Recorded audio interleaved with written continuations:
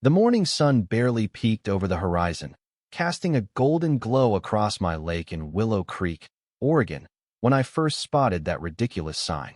It was August 2023, and I'd been living here for 3 years, ever since my grandpa left me this slice of paradise. The lake was mine, legally, no question deeded to me after his passing. So, imagine my shock when I saw a cheap wooden sign stabbed into my shoreline, 20 feet onto my property, screaming, "No fishing." By order of HOA, in what looked like a kid's shaky handwriting. The logo on it.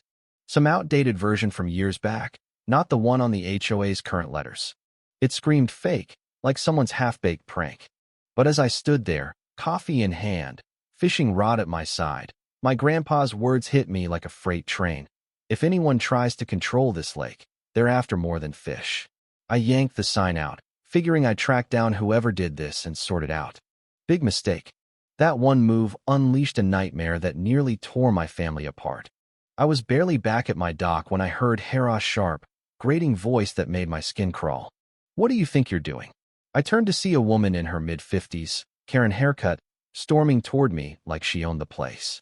I'll call her Margaret, because that's the name this hellstorm revealed later. Behind her was some guy, maybe 30, filming me with his phone like I was the star of some true crime drama. Margaret pointed at me, her voice climbing. "You're destroying official HOA property. This lake touches community land." I stayed calm, explained I owned the lake, showed her the property lines, even offered to grab my deed. But she wasn't listening. Her eyes had this wild glint, like she thrived on chaos. She glanced at the guy filming, and I knew this wasn't spontaneous. Then, she dialed 911. Right there, her voice dripping with fake panic.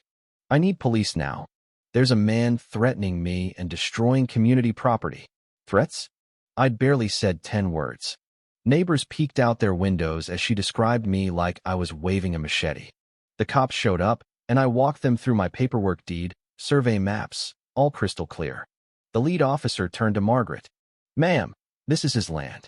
You can't put signs here." But then he looked at me. "Try to work it out. Keep the peace." Keep the peace? She just tried to frame me.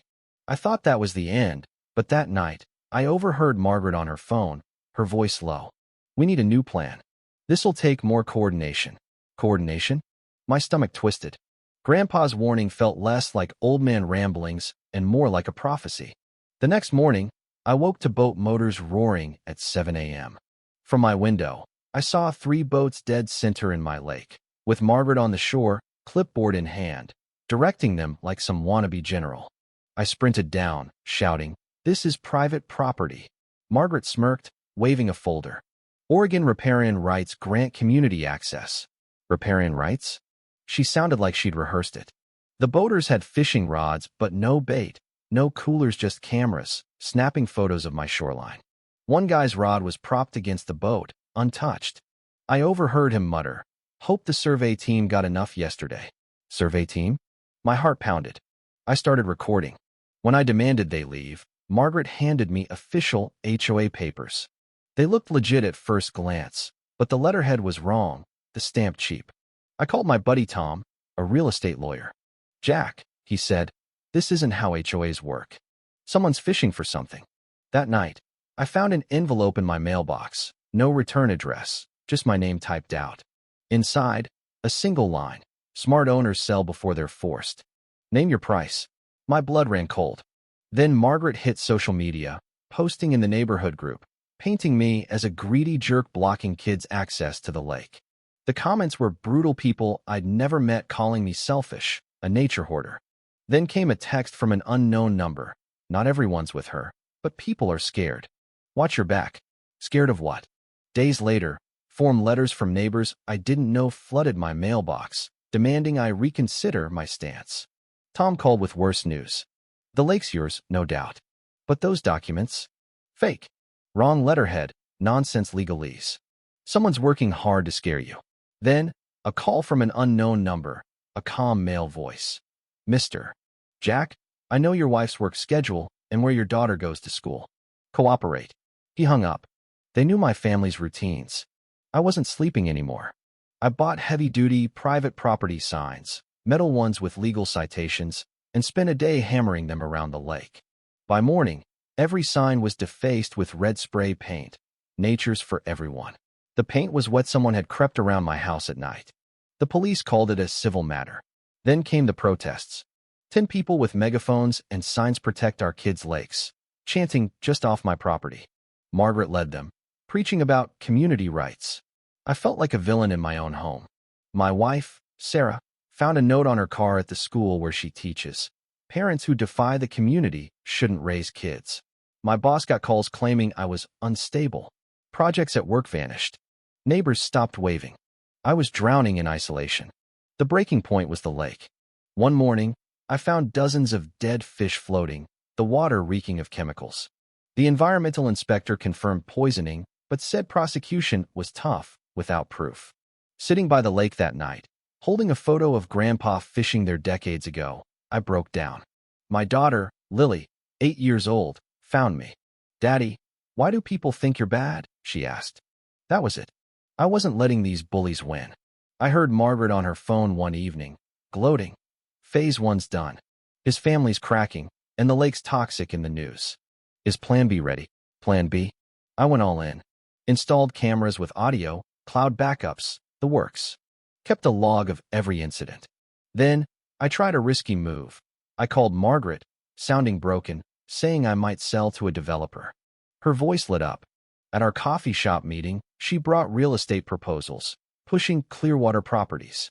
She smirked, saying, "I've spent months making your life miserable for this. The lake deserves proper management." I recorded every word, even snapped photos of her handwriting. It matched the sign, the threats, everything. Tom dug into Clearwater.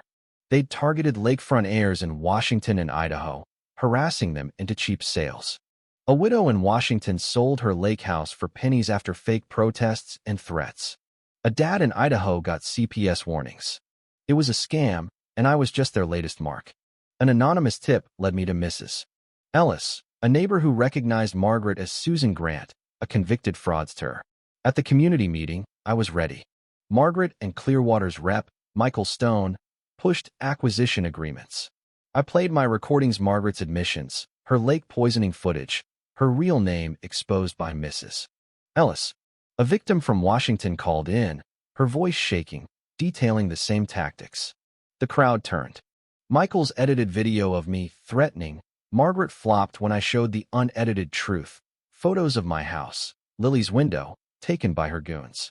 Margaret broke, screaming about wasted lakefronts. Police arrested her.